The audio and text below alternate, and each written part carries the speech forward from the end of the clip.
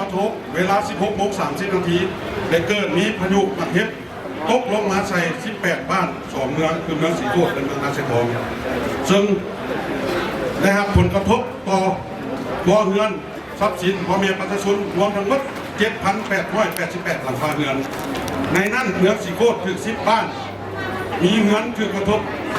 6,386 หลังคาเรือนเมืองนาเซทองมี 8 บ้านมีผลกระทบถึง 1,502 หลังคาเรือนนอกจากนั้นพายุหมากเห็บยังได้ส่งผลกระทบต่อระบบพื้นฐานโครงรางและเหตุให้เกิดมีคอดยุ่งยากจำนวนหนึ่งเป็นต้นไฟฟ้าขาดน้ำประปาบ่เพียงพอระบบอินเทอร์เน็ตถึงตัดขาดสถานที่พักเช้าบ่เพียงพอขาดแรงงานในการบำรุงซ่อมแปลงกระเบื้องสังกะสีขาดตลาดอุปกรณ์เครื่องใช้ในเรือนเปและอื่นๆ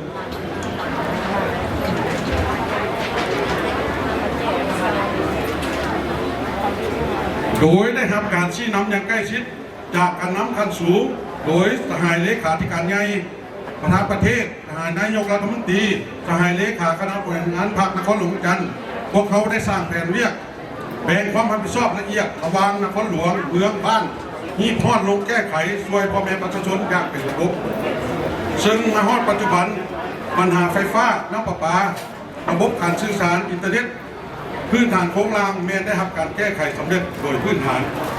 พร้อมเดียวกันนั้นนครหลวงจันทร์ยังได้จัดสรรรถเมล์สาธารณะให้ฟรี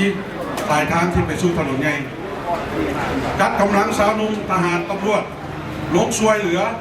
ให้การอนามัยเก็บเมียนขี้เหี้ยและซ่อมแปลงเงินชานให้แก่ประชาชนสำเร็จจำนวนหนึ่งนอกนั้นยังได้จัดสรรงบประมาณและเครื่องของลงไปแจกจ่ายให้พ่อแม่ประชาชนเบื้องต้นเช่นข้าวสารน้ำดื่มเครื่องใช้ครัวเรือนวัสดุก่อสร้างอุปกรณ์น้ำใช้ที่ได้จากทางเลขาธิการใหญ่ประธานประเทศได้จากท่านนายกรัฐมนตรีได้จากกระทรวงได้จากบรรดาแข็งนักธุรกิจผู้ประกอบการทางประเทศจำนวนหนึ่งที่ได้ให้การช่วยเหลือซึ่งสั่งรวมแล้วมาฮอดปัจจุบันรายละเอียดดังนี้เมืองสีโคตรมีจำนวนผลกระทบ 6,386 หลังคาเรือนซ่อมแปลงแล้ว 4,095 หลังคาเรือนหรือว่าเอากับ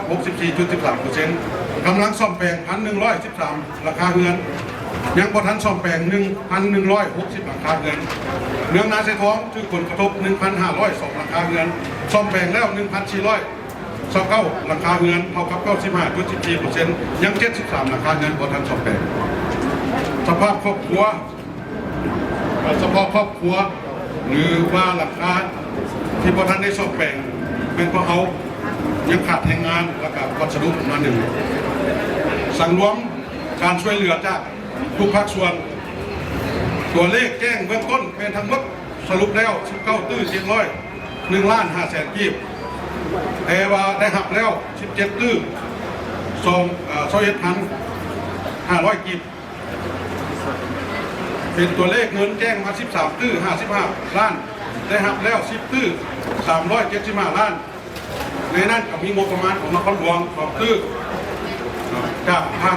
เลขาธิการใหญ่จากทางนายก5ตื้อบัวจากภาคเอกชน3ตื้อ255 ล้าน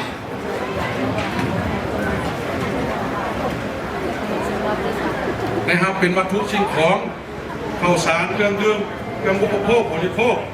เครื่องสุขภัณฑ์ครัวเรือนเป็นมูลค่า646 ล้านได้จ่ายสรุปจ่ายฮอดปัจจุบันได้จ่ายทั้งหมดแล้ว8ตื้อ753 ล้าน525,000 กีบจ่ายเป็นเงิน2ตื้อ107 ล้านจ่ายเป็นวัตถุสิ่งของ6ตื้อ646 ล้าน500,000ยังเหลือคนนั้นได้จ่าย8ตื้อ267 ล้านแผนต่อหน้าเป็นพวกเขาจะได้สืบต่อแก้ไขปัญหาที่ยังบ่ทันได้สอบแปลงให้สำเร็จ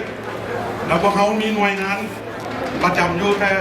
ละบ้านเนาะจะได้หักคำห้องแต่ละมือก็จะได้ลงแก้ไขตามคำห้องทุกของประชาชนอยู่ใน18 ล้านจะได้จัดสรรงบประมาณที่ยังเหลือ